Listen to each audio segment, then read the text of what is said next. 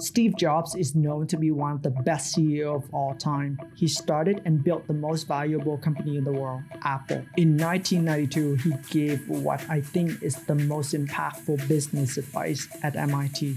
This is the next big revolution in desktop computing, is to create these, to attack the operational productivity. In the presentation, he talked about what separates the successful business and the unsuccessful business, how to leverage manufacturing to outperform your competitors, his creative ways to maximize competitive advantage of manufacturing.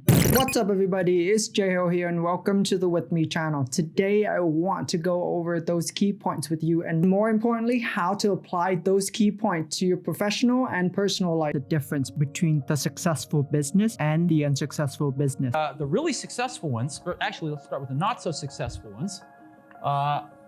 As success increases and dollars increase, he found out that the not so successful ones spent the majority of their money on management productivity, and the more successful ones spent the majority of their money on operational productivity. First, let's talk about operational productivity and management productivity. In simple terms, when the business has an idea for a product and they already identified the potential customers, they will have to go through some R&D to make the prototype. After the prototype is completed, they will need to ship it to manufacturing for production. After that, if there's nothing wrong, they will start selling the products to the customers. Operational productivity takes place before the products are available to the customers, and it is measured by how fast and how many products are created. The management productivity takes place after the products is available to the market, and it is measured by how fast and how many products are sold to the customers. When a company invests in operational productivity, they can either invest in R&D to bring the idea to life, or invest into the effectiveness and efficiency of the manufacturing so more and more products are available to the customers, or invest in both.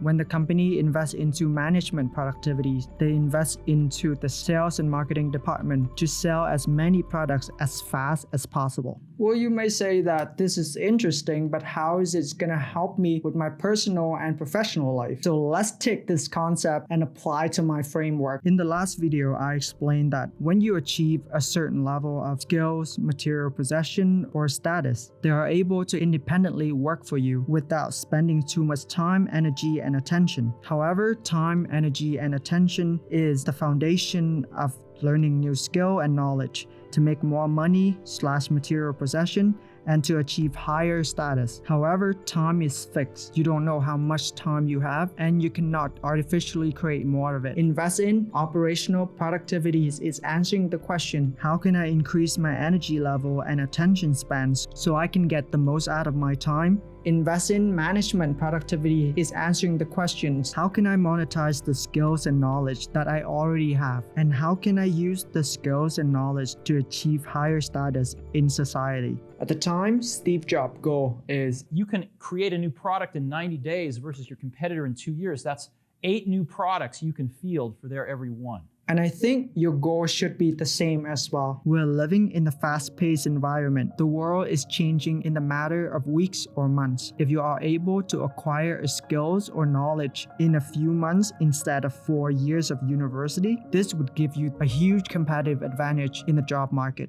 But how do I do that? It sounds impossible, right? One of the ways that companies can invest in operational productivity is to invest in manufacturing. If your life is a business, so your body is the manufacturing part. Let's hear what Steve Jobs said about manufacturing. You can view all companies from a manufacturing perspective this way. You can say there's 5 stages. 1, 2, 3, 4, 5, right? They all have these things. And stage 1 is companies that view manufacturing as a necessary evil. They wish they didn't have to do it, but damn it, they do.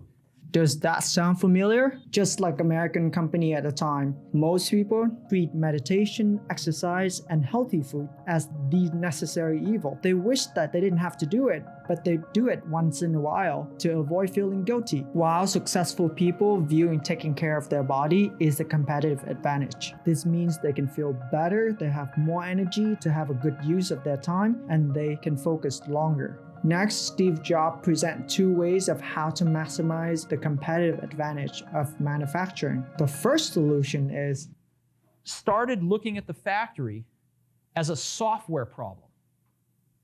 And the first people we hired in the factory were some software engineers. We convinced them to move from R&D into software, which was not easy. We had to give them bonuses, we had to cajole them, we had to promise them they could come back if they hated it.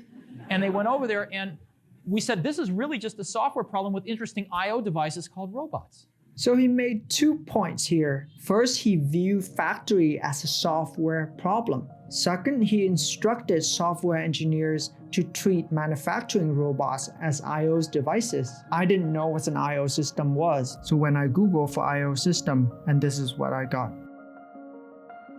What I've realized is in a human body, we also have a biological I/O system. It looks kind of like this. Your input devices are your 5 senses. They consume oxygen, fluid, and food to help you stay alive. You also consume information through sounds, light, and the sense of touch. After that, all the inputs will be stored, waiting for your body and your mind to process them. The result of the process are usually energy and information. Output is how you use the energy and the information to interact with the world, either through body language, verbal communication, or written communication. Be aware of your daily consumption and what you put out there to the world. You're already at halfway to your most effective and efficient self. His second solution is, one of the key things that manufacturing can contribute to competitive advantage is time to market. Why is that? Because the way most things work is you design your product here, and after you're done, you throw it over the wall and you design your manufacturing process here, right? Sorting out a bunch of things that maybe weren't done right here, fixing them, changing them, and then completing the process design. What you want to do is do this and ship it right here while your competitors are still here. this is genius by having the manufacturing and the R&D team working together. So if the problem was identified during the production process, the R&D team will fix the product and the manufacturing team will redesign the production line to get the product to the market as soon as possible. You can apply this concept into your personal life as well. If you notice any unwanted discomfort in your life or there's a change in your environment, you can either adjust yourself or redesign your life to fit with the new environment. However, it's really hard to execute this properly. First, you need to have a good self-knowledge to identify the problem. Second, you need to have a good general knowledge and problem-solving skills to quickly solve the problem in your life. Or you need access to professional help. A lot of time, professional can only help you address and fix the symptom, but not the problem itself. What I mean by that is if you're depressed and tired all the time, the solution might not be more coffee or take antidepressant. The solution might be to have a plan to exit the job that you don't like or to leave the relationship that you're not happy to be in. Thank you for watching. I hope that those tips can help you with your personal life and I see you in the next video.